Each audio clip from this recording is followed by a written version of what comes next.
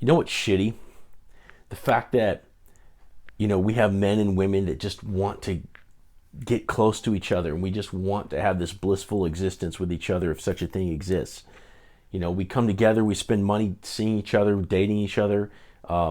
We have all these hopes and dreams for the future, including kids, and these ideas of fucking amazing memories. Like, even just look at my dream board up there. We're not zooming in on it, but images of men and women like running through the fields, like fucking cuddling, stupid shit like that. Like, we have these dreams, and yet we don't even know how to communicate with each other. And so all these fucking relationships, all these marriages, etc., are going down the tubes because we get lazy over time. There's all kind of fucking reasons, right? So we come in with the best intentions, then we're lazy. We don't know how to communicate, and shit. As we don't know how to communicate, everything starts going down the toilet. And so if we just learn, then we have a better chance at actually making it succeed. But we're here on Earth, everything degenerates, everything fucking decays over time. And a relationship is one of these things. So regardless of our best intentions, regardless of these amazing plans we have for the future, if we don't maintain what we have, we'll lose it. And that's a really dire consequence. I mean, I can't think of anything worse on planet Earth, aside from losing your kids, maybe, than losing that one trusted partner that you have right next to you. So what we're going to do today is go over the primary love needs of men and women, which is coming out of this book, Men Are From Mars, Women Are From Venus. And yesterday we talked about how they're reciprocal in nature. So so men and women have different needs. So there's 12 kind of loves, 12 kinds of love.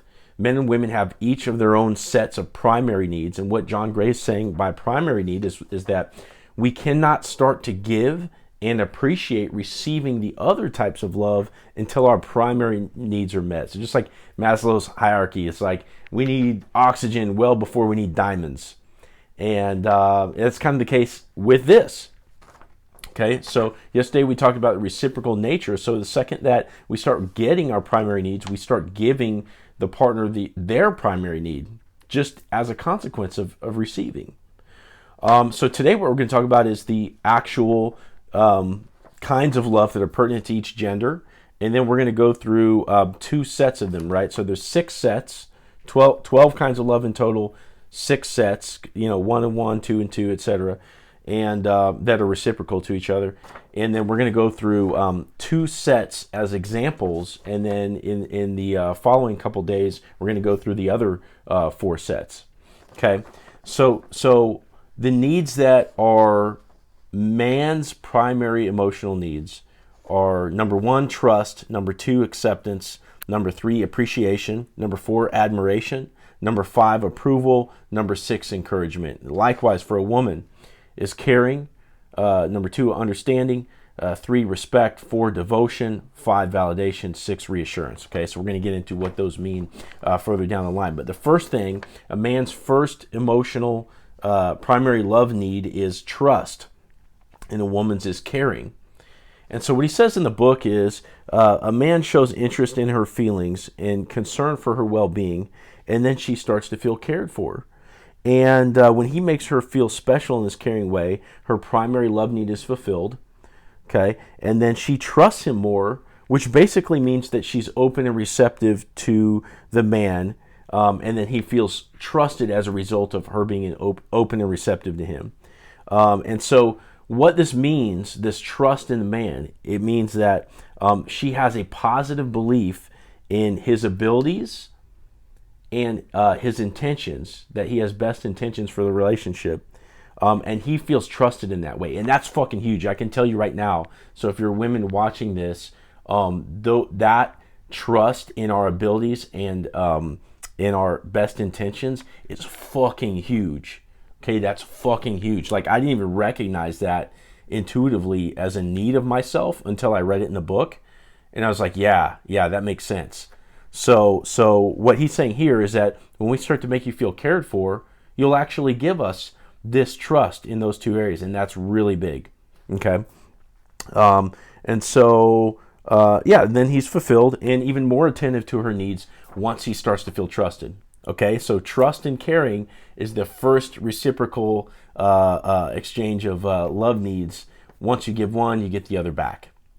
Okay, so the second one we're going to go through today is acceptance, which is what the man's secondary love need is, and understanding, which is the woman's secondary love need. Okay, so what he says in the book is, when a man listens without judgment, but with empathy and relatedness as she shares or expresses her feelings, she starts to feel heard and understood. And understanding attitude doesn't. So an understanding attitude doesn't presume to already know what her thoughts and feelings are. Instead, gathers meaning from what is being heard and moves towards validating it. Okay, so not presuming to already know what she's going to say, being present to the moment, listening, not making an assumption, and just gathering meaning from what you're hearing. That's the big part. Gathering meaning from what you're actually hearing. Okay, so the woman is fulfilled in this way. The more the woman is fulfilled in this way, the easier it is for her to give the man acceptance. When a woman lovingly receives her man without trying to change him, that's a big part. When a woman lovingly accepts her man without trying to change him, the man feels acceptance.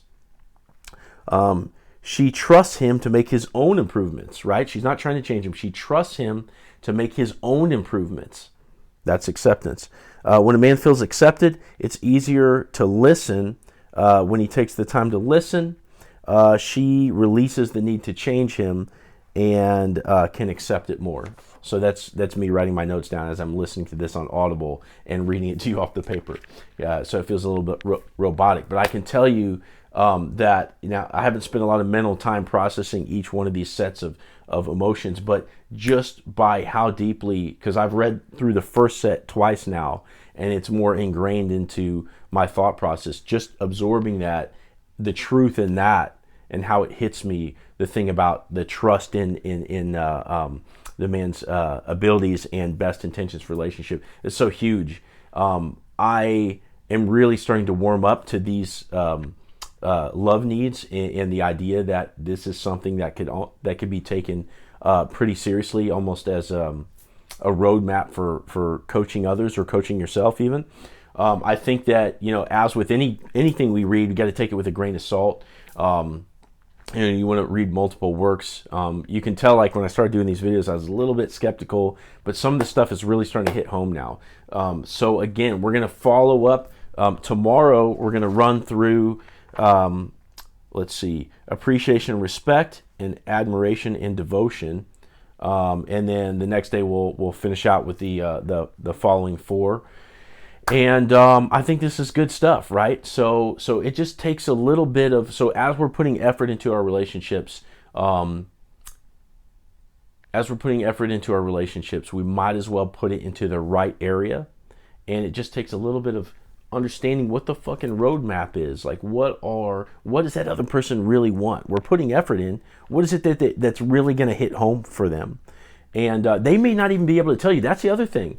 Right? It's like this knowledge from this book isn't just ingrained in our heads already. It takes, learning this stuff, and a lot of these things were written by people that have just interacted with, hundreds of couples, right?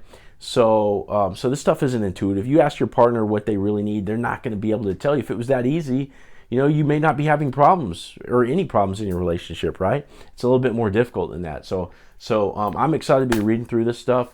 And I'm excited to get all the way through this and then maybe even kind of take a step back and try to think about what the deeper message is. But for today, that's what we got. Hope you guys are enjoying this content, and hope you guys have a great week. Thanks.